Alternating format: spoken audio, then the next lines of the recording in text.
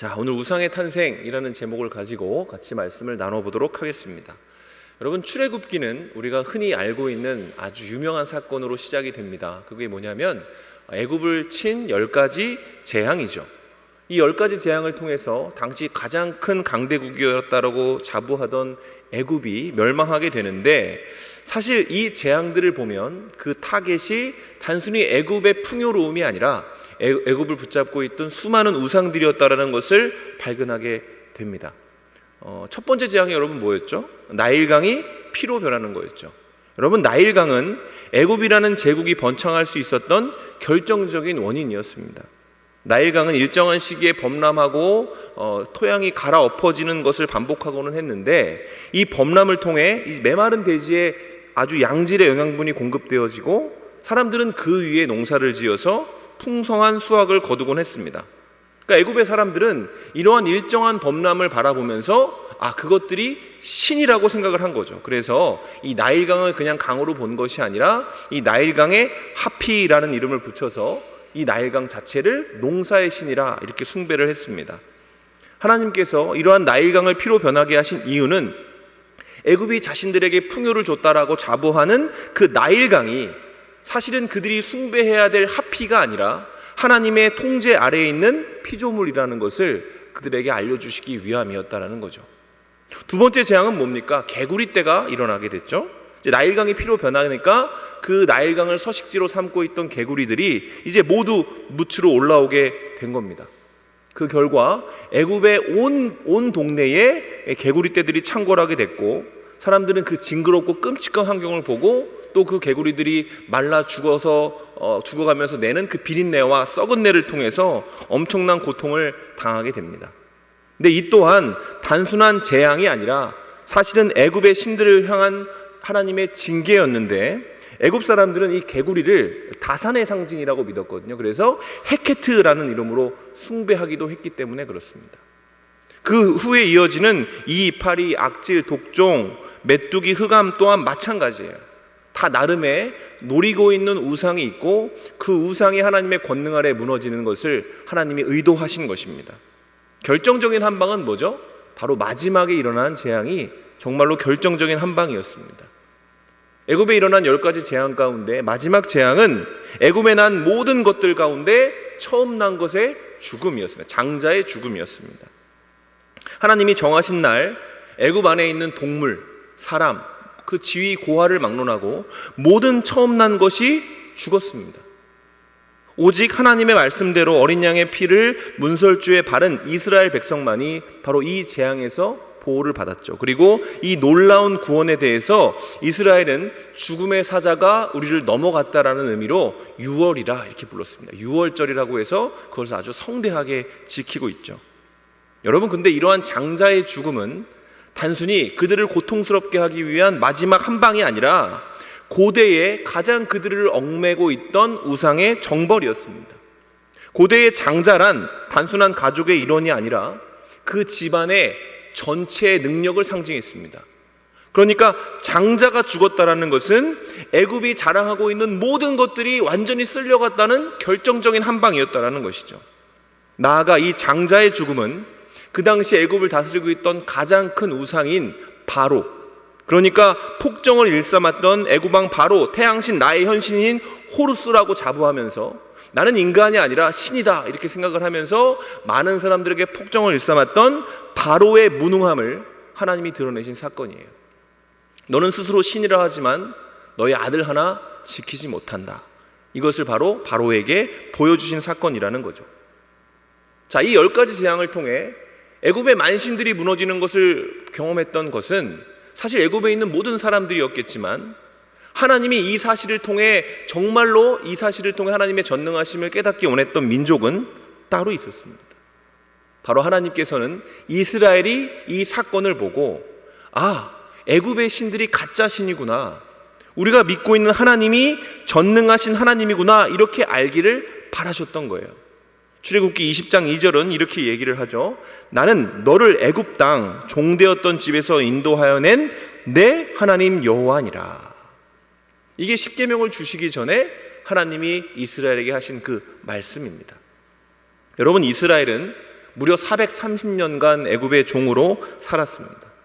그들이 430년간 애굽의 종으로 살았다는 것은 무엇을 의미하죠? 그들의 혈통과 전통은 이스라엘의 모습이 있을지 몰라도 그들의 가치관과 세계관은 애굽 사람이라는 거예요.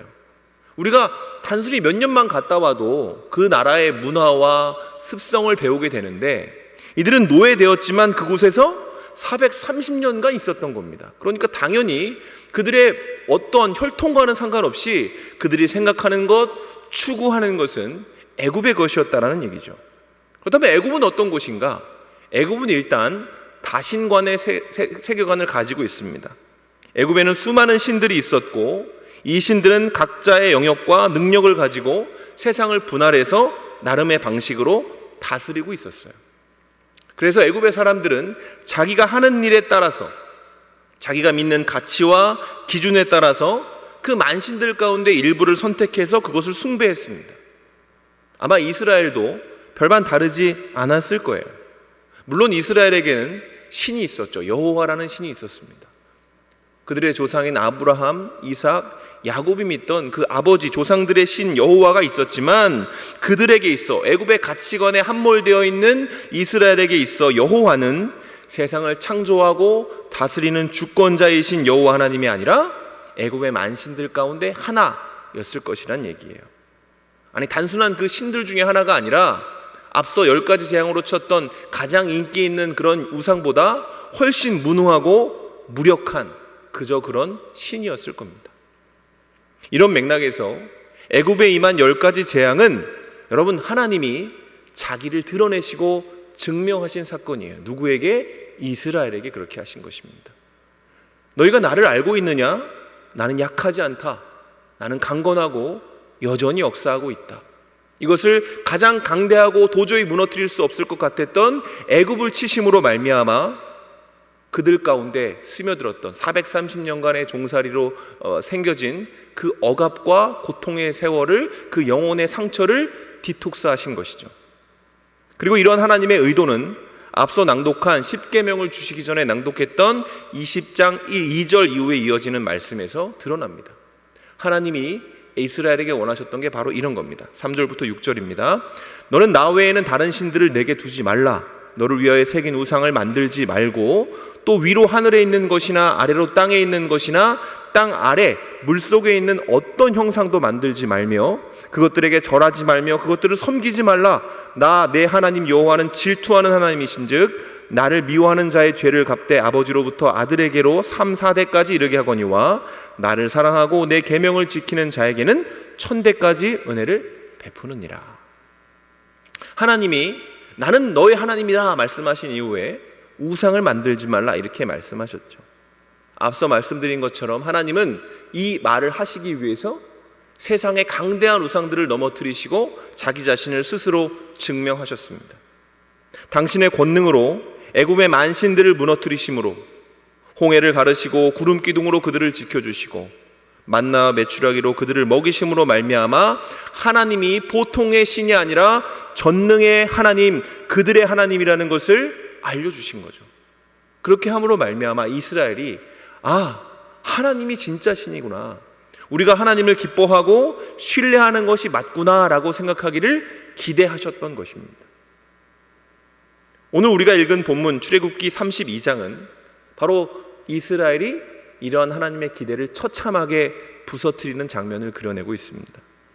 그러니까 32장은 이 사건은 이스라엘이 이미 하나님이 어떤 분이신지에 대해서 충분히 경험한 이후에 일어난 사건이라는 거예요. 그렇다면 어쩌다 이스라엘은 그토록 수없이 하나님을 경험했음에도 불구하고 이와 같이 큰 실수를 저지르게 되었는가? 어떻게 그들은 하나님을 경험했음에도 불구하고 우상을 탄생시킬 수 있었는가? 이 점에 대해서 한번 같이 살펴보기를 원합니다. 여러분, 이스라엘은 불안한 마음으로 시내산 아래에 지금 머물고 있습니다. 이스라엘의 지도자인 모세는 하나님의 부르심에 따라 이제 시내산 위로 올라간 상황이었거든요. 그들에게 율법을 전달하기 위해서. 모세가 산으로 올라간 이후에 굉장히 많은 시간이 지났던 것 같아요. 근데 그런 시간이 지났음에도 불구하고 모세는 도저히 내려올 기미가 보이지 않았습니다. 그리고 이 꾹꾹 눌러놨던 이스라엘 가운데의 불안함과 초조함이 여기저기에서 이제 튀어나오기 시작하는 거죠. 결국 사람들은 그 불안과 초조함을 이기지 못하고 모세의 형제이자 출애굽의 대원자 역할을 감당했던 아론을 찾아가서 이렇게 요청하기에 이르게 됩니다. 출애굽기 32장 1절의 말씀입니다. 우리 같이 한번 읽어보겠습니다. 시작. 우리를 위하여 우리를 인도할 신을 만들라. 이 모세 곧 우리를 애굽에서 인도해 낸 사람은 어찌 되었는지 알지 못함이니라.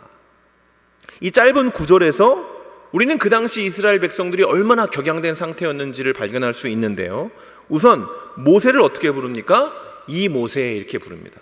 우리의 모세가 아니에요. 이것은 히브리식으로 표현하면 상대를 아주 비방하고 무시할 때 사용되는 방식이라고 해요. 그러니까 무슨 말입니까? 사람들은 모세를 지금 의심하고 있고 심지어 원망하고 있는 겁니다. 그들에게 있어 모세는 더 이상 지도자가 아니에요. 우리를 버리고 떠난 사람입니다. 그리고 가만히 보면 그들이 애굽에서 자신을 인도한 대상을 누구라고 보고 있습니까? 모세라고 보고 있습니다. 하나님이 아니라 모세가 우리를 이끌었는데 이 모세가 우리를 떠났으니 우리는 더 이상 모세의 지시를 기다릴 필요가 없다, 이렇게 말을 하고 있는 거죠. 그리고 이렇게 되자, 이렇게 내가 더 이상 따를 대상이 없구나, 모세도 갔고 난 이제 정말 혼자구나 라는 생각이 드니까 그들 가운데 430년간 반복되었던 오염된 자아가 고개를 들기 시작하는 거죠.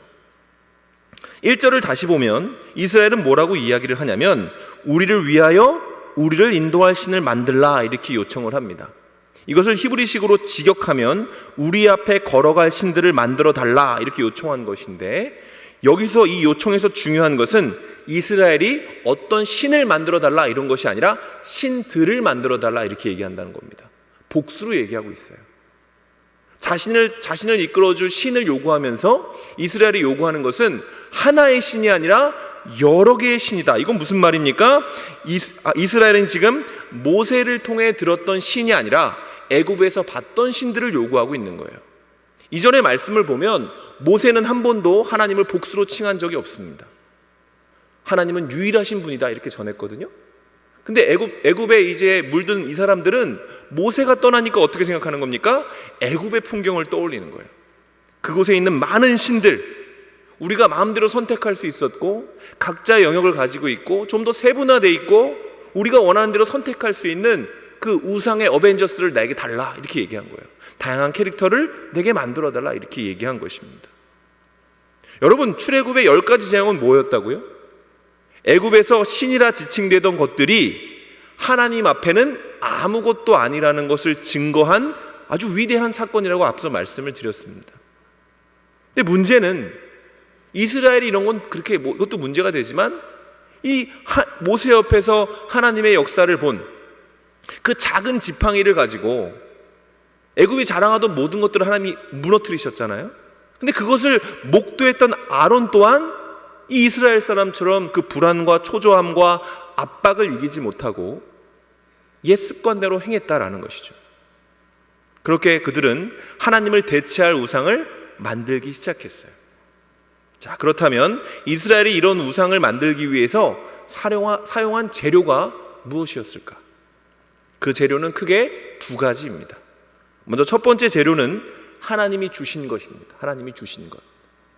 이스라엘이 우상을 만들 때 사용한 것이 뭐냐면 하나님이 허락하신 것들이었어요. 놀랍게도.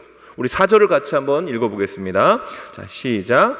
아론이 그들의 손에서 금고리를 받아 부어서 조각칼로 새겨 송아지 형상을 만드니 그들이 말하되 이스라엘아, 이는 너희를 애굽 땅에서 인도하여 낸 너희의 신이로다 하는지라. 자, 보세요. 이스라엘이 우상을 만들 때 하나님이 주신 것을 사용했다. 이게 무슨 의미냐면 이스라엘이 애굽에서 나올 때 하나님은 이스라엘이 노동한 그 것들을 모두 챙겨주셨어요. 그들이 그냥 나온 게 아닙니다. 10가지 재앙을 경험한 애굽 사람들은 이스라엘을 두려워하기 시작합니다. 그래서 이스라엘이 나갈 때 그들이 종이었음에도 불구하고 그들에게 자진해서 수많은 은근 폐물을 쥐어주기 시작해요. 왜 그랬겠습니까? 나를 저주하지 말라는 거죠. 내가 너희를 압박하고 압제했지만 나한테 안 좋은 감정 갖지 않았으면 좋겠어. 왜? 하나님의 권능을 받기 때문에 그렇습니다. 그러니까 종이었던 이들이 한 번도 반짝이는 것을 가져본 적 없는 이 사람들이 하나님 덕분에 온갖 그 애굽의 폐물들을 가지고 심지어 귀에 걸고 목에 걸고 자랑하면서 광야를 걸을 수 있었다는 것이죠. 그것들이 근데 놀랍게도 어떻게 돼요? 지금 우상의 재료가 된 겁니다. 이것만 있느냐? 그렇지 않죠. 이스라엘 백성들은 하나님이 주신 것들 가운데 자기의 재능도 넣어서 우상을 만듭니다. 자, 본문을 보면 아론은 금폐물들을 받아 녹이고 그것을 조각칼로 세공했다 이렇게 되어져 있습니다. 그러니까 이스라엘은 하나님이 주신 능력, 달란트를 가지고 우상을 만들었다 이 얘기입니다. 바로 직전에 그들이 무슨 일을 했는지 아십니까? 하나님의 성물을 만들었거든요. 그러니까 하나님이 받으실 만한 예배를 드리기 위한 온갖 성물들을 그들이 만들었어요. 뭘 가지고 만들었습니까? 하나님이 주신 재능을 가지고 만들었습니다. 옷을 잘 만드는 사람은 옷을 지었고 조각을 잘하는 사람들은 조각을 했습니다. 근데 그때 바로 하나님의 성물을 만들 때 사용되었던 그들의 예술적인 재능이 지금 어디에 사용되고 있는 겁니까? 우상을 만드는데 사용되어지고 있다는 거예요. 그러니까 이스라엘은 우상을 만들 재료로 하나님이 허락하신 것, 다시 말해 하나님이 주신 축복을 가지고 능력을 가지고 그것들을 버무려서 우상의 재료로 삼았다라는 것이죠. 두 번째로 우상을 만든 재료는 두 번째 재료는 뭔가? 두 번째 재료는 놀랍게도 거짓말입니다. 거짓말. 출애굽기 32장 24절에는 이런 장면이 나와요. 이런 말씀이 나옵니다. 내가 그들에게 이르기를 금이 있는 자는 빼내라 한즉 그들이 그것을 내게로 가져왔기로 내가 불에 던졌더니 이 송아지가 나왔습니다. 여러분 이건 뭐냐면 모세가 산으로 내려왔을 때 눈앞에 펼쳐진 광경은 어마어마하게 참혹했어요. 끔찍했습니다. 그리고 이에 대해 모세는 굉장히 분노했고 자신이 맡겨두었던 그 지도자였던 아론을 불러서 어쩌다 이스라엘이 이 지경이 되었는가 이렇게 묻게 됩니다. 질책하게 되는 거죠. 그러니까 아론이 이렇게 변명합니다. 내가 폐물을 불에 던졌는데 금송아지가 나왔습니다. 우연히 나왔습니다. 이 우상은 우리가 계획한 것이 아니고요. 우연히 나온 거예요. 이렇게 이야기를 한 겁니다. 여러분 정말로 그렇습니까? 4절을 우리가 방금 읽었잖아요. 우상은 어떻게 창조되었다고요? 세공되었습니다. 계획적이었고 조각했고 그들이 디자인한 것입니다. 자신이 가진 능력으로 가장 아름답고 그럴듯한 형상을 만들어서 사람들의 이목을 모았다는 거예요. 그러면서도 뻔뻔하게 그들은 이야기하는 겁니다. 이것은 우연히 만들어진 거예요. 내가 만든 것이 아닙니다. 이게 무슨 말인지 아세요? 이 우상 또한 스스로 존재합니다. 이런 뜻입니다. 하나님이 스스로 존재하시듯이 이 우상 또한 스스로 존재하는 것입니다. 이렇게 얘기하는 거죠. 거짓말이죠. 거짓말. 우상을 만든 사람은 알 거 아닙니까, 여러분? 여러분 우상을 만들 때 그 중요한 재료 중에 하나는 거짓입니다. 거짓.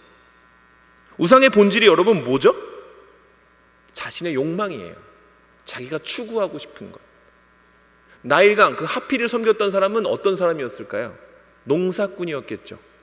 보다 많은 풍작을 원하고 풍성한 재물의 어떤 유입을 원하는 사람들이 이 하필을 극진히 섬겼을 겁니다.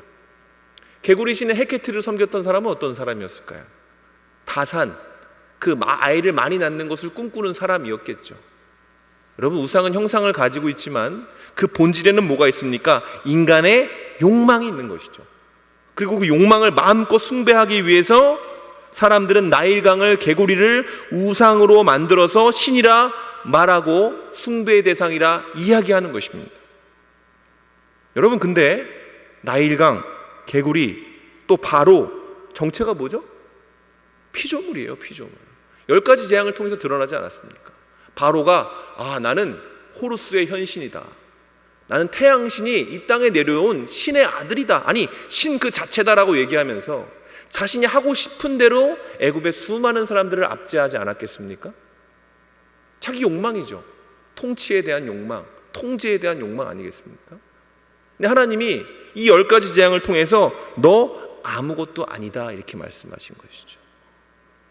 그 신들이라고 부르는 모든 것이 하나님의 손가락인 작은 지팡이 하나로 무너뜨릴 수 있는 아무것도 아닌 것이다 이렇게 이야기를 한 거라는 거예요. 우상의 두 번째 재료가 바로 이러한 거짓말이라는 것이죠. 여러분 이 시대에 사람들이 숭배하는 것들이 있습니다. 돈, 아름다움, 성공, 관계, 그 외의 수많은 것들, 그리고 이것들을 둘러싼 거짓말들이 있어요. 대부분 이런 겁니다.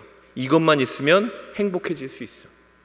이게 너의 인생의 전부고 이것을 잃어버리면 정말 참혹해질 거야. 이거 없으면 살 수 없을걸? 여러분, 이런 모든 생각들, 이런 모든 가치관들을 한 단어로 요약하면 거짓말입니다. 거짓말. 그 거짓말들이 만들어내는 것이 뭐죠? 불안, 초조함, 절망, 탄식 같은 것들이죠. 마음껏 하나님의 법을 훼손하고 하나님을 배반하고 심지어 악한 죄악들을 저지르면서 그들은 이야기를 합니다. 이게 중요하기 때문에 그런 거야. 이걸 이루기 위해서 그런 거 할 수 있는 거야. 심지어 필요악이라는 이상한 단어까지도 만들어서 그들이 그것을 마음껏 숭배하고 사람들을 설득하는 데 사용하고 있다는 거죠.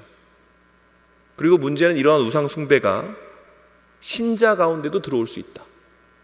사람들 마음 가운데 들어올 수 있다는 겁니다.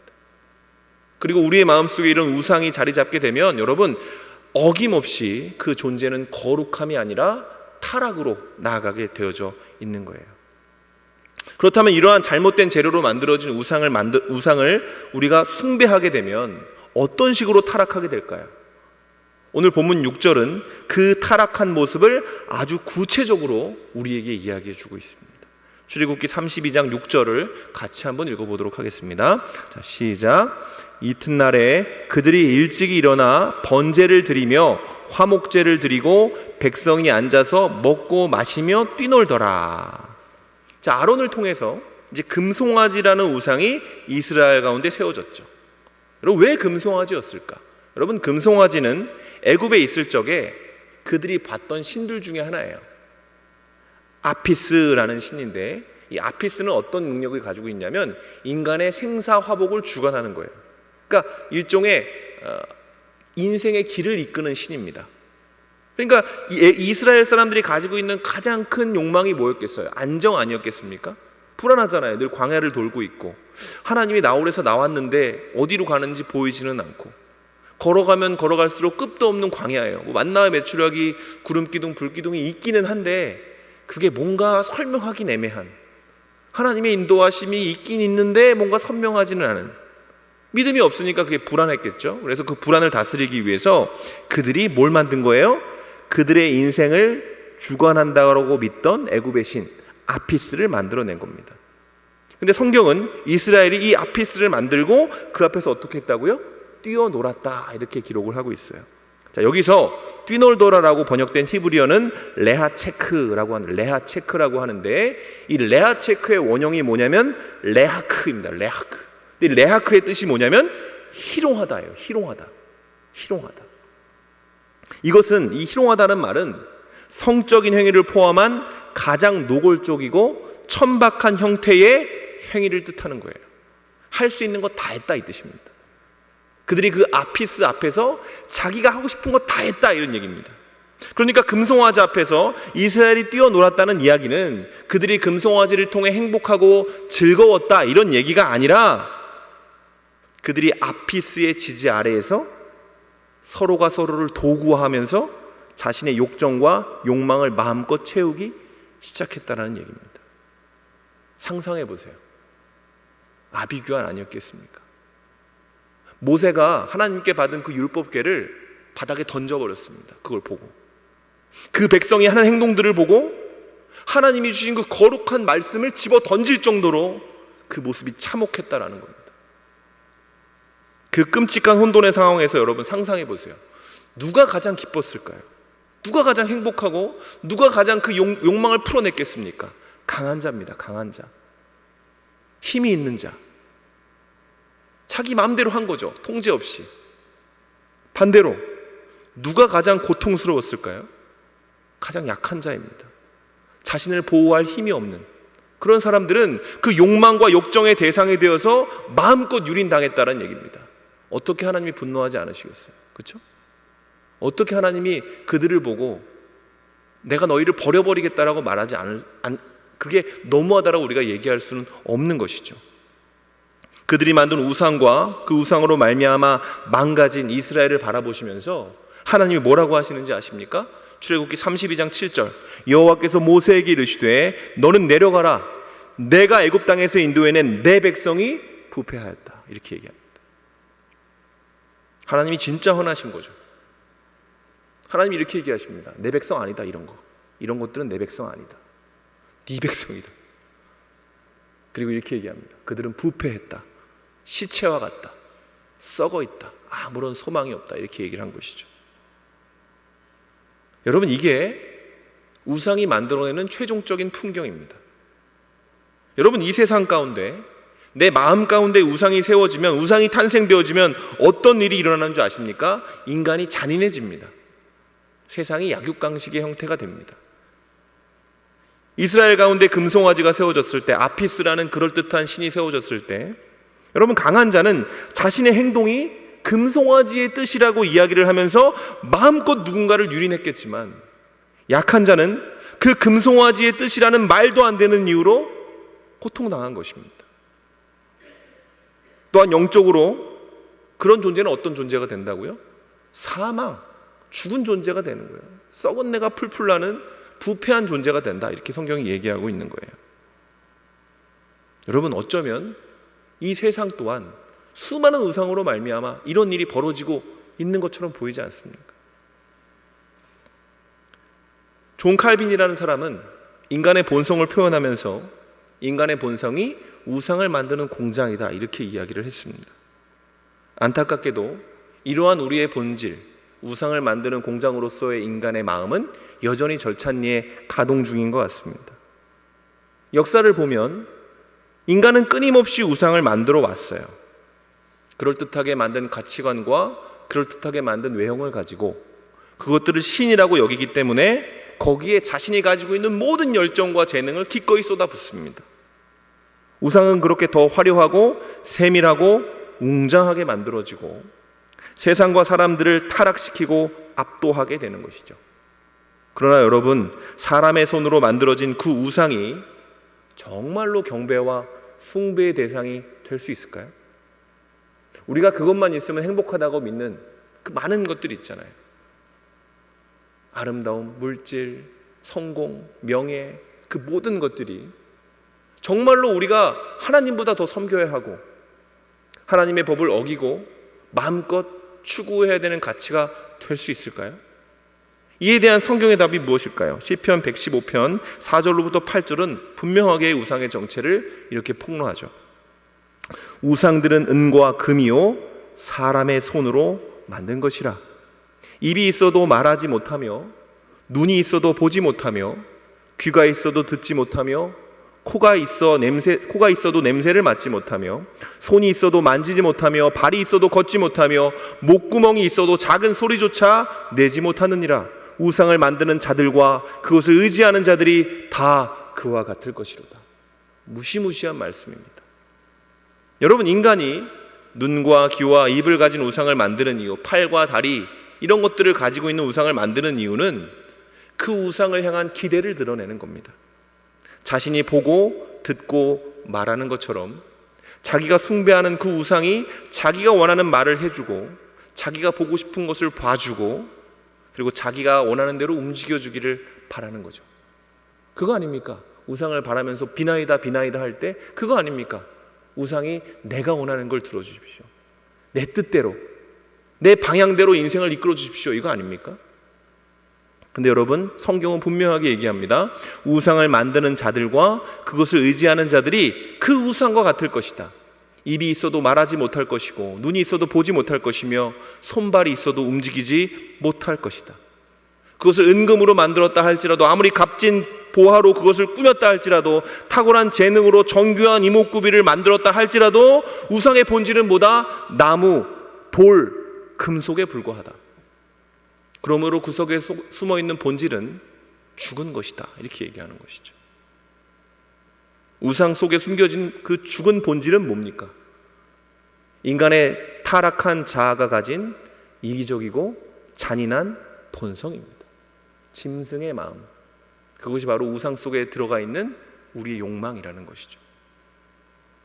여러분, 흔히 예수를 믿어 신자로 거듭나는 과정을 일컬어서 출애굽과 같다 이렇게 많이 표현을 합니다. 이것은 우리의 구원이 추구하는 바가 무엇인지를 분명하게 드러내는데, 여러분, 구원은 뭡니까? 자유예요, 자유. 예수님이 말씀하셨습니다. 너희가 진리를 알지니 진리가 너희를 어떻게 한다고요? 자유케 하리라, 이렇게 말씀하셨습니다. 그럼 여러분, 무엇으로부터의 자유입니까? 뭐로부터 자유한 거죠? 우리는 이미 노예가 아니잖아요 라고 생각하는 분들이 있으실 거 아닙니까?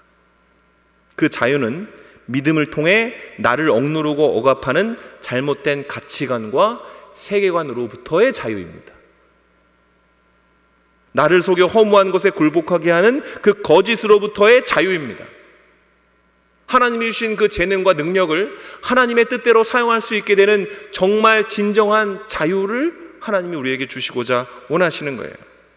그리고 이 자유함을 경험한 구원받은 성도는 한 가지 사건을 경험하게 되는데, 그게 뭐냐면 삶의 연비가 완전히 좋아지는 겁니다. 여러분, 신자의 삶은 공회전하지 않습니다. 신자의 삶은 방황하지 않고 허비되지도 않습니다. 왜냐하면 하나님이 그에게 사명을 주시고 그가 무엇을 해야 하고 어디로 가야 되는지를 분명하게 인도해 주시기 때문에 그런 것이죠. 그러나 하나님을 만나지 못한 사람은, 그 유일하신 하나님을 섬기지 못하고 세상에 늘어가 있는 우상 중에 이게 나랑 맞나, 저게 나한테 유익한가를 따지는 사람은, 여러분, 그 말없는, 자기를 위해서 전혀 움직여주지 않는 우상 때문에 유리하고 방황하며 고아처럼 살 수밖에 없는 겁니다. 오늘 본문에서 우상을 만들 때 백성들이 가장 많이 한 말이 뭔지 아십니까? 우리를 위해, 우리를 위해, 나를 위해, 우리를 위해. 하나님의 능력과 실력을 몸소 경험한 이스라엘이 어떻게 우상을 만들 수 있었어요?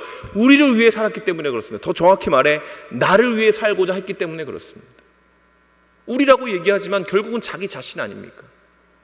내 마음대로 살고 싶고 내 뜻대로 가야 되는 거 아닙니까?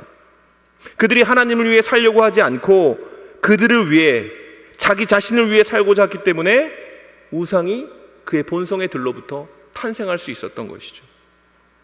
하나님을 나의 주인이라 여기지 않고 스스로 주인되어 자신의 욕망대로 뜻대로 살고자 한 결과가 우상의 탄생을 만들어냈다. 이것이 성경이 얘기하고 있는 것이죠. 여러분, 기독교는 무엇입니까? 기독교가 가지고 있는 가장 중요한 명제는 하나님의 뜻대로입니다.